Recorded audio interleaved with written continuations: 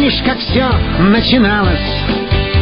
Как выпечкой пахнул рассвет, как красили яйца, и яйца звали смятку в крутую омлет, как дружно рубили колбасы, горчицею пачкали их, и все были рады, что праздник Пасхи врасплох никого не застиг.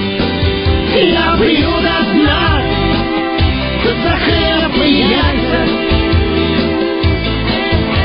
за тех, что люблю больше всех, за тех, кто радость несет. И если цель одна — попить, а не надраться, то вместе с друзьями стремиться мечтами, и праздник не зря пройдет.